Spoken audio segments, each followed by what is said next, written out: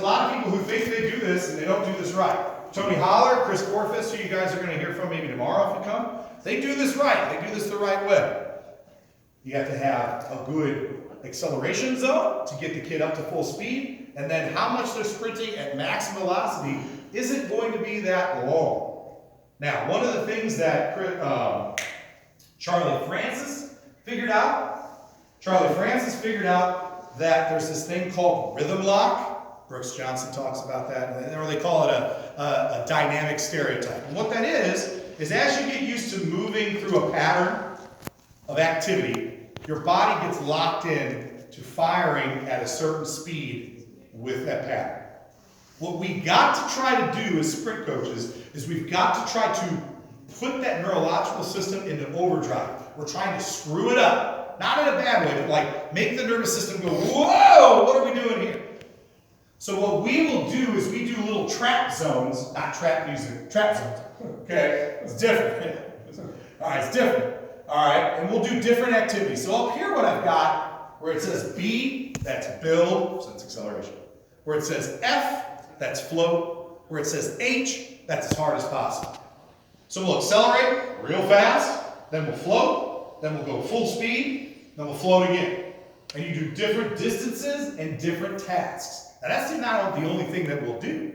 Sometimes we'll do build, A run, which is a high knee sprint, quick ankle, straight leg bound, sprint. And you literally at each cue, or each cone, you're cueing them those different things.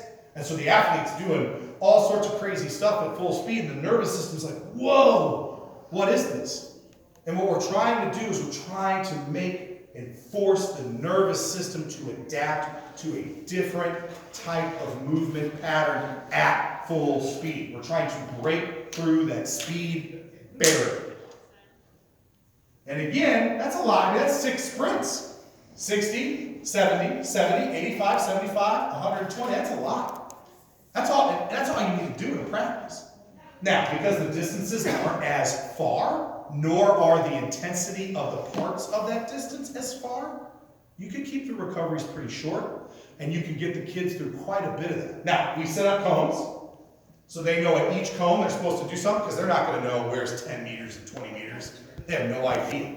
And usually they'll just follow the fastest kid as to what to do. We don't do that. We make sure they know exactly at each cone what the expectation is. Now, the other thing I do to keep this simple is, you can't see it, but on the outside lane, I'll spray paint 10-meter marks all the way down the back straightaway on both sides.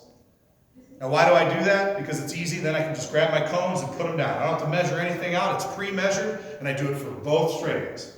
So it's really easy to do, and I also spray paint on the inside on the curves every like 50 meters. So if I'm telling them to run 150, they exactly know where that 150 is at.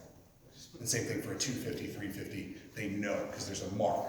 And then I can drop my cone. I don't have to guesstimate. Because when you've got a lot of kids, you're trying to get through a practice, and if you don't have a last hour off, I don't always have a last hour off, I need to get this stuff set up as quickly as possible.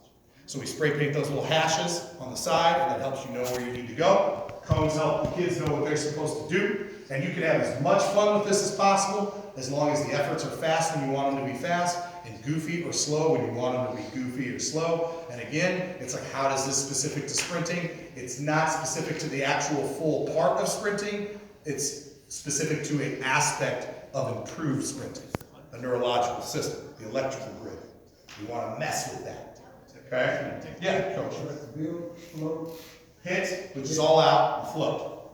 So, because the reason why we tend to have a float at the end is that and again, float doesn't mean like their mechanics change a bunch.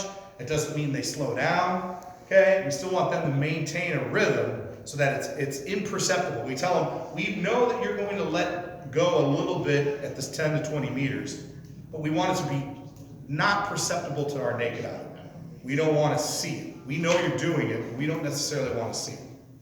And that allows the athlete to engage really hard and slow down and all that kind of stuff. And the reason why we don't have it usually where they don't do anything at the end is because then they'll hit the brakes. And we want them to kind of roll out of that a little bit so that they don't pull any muscles by changing the mechanics and hitting the brakes. Now, when we do this, they're spiked up. When we accelerate, out of the blocks are spiked up. When we do maximum velocity, they're spiked up. Always. Always.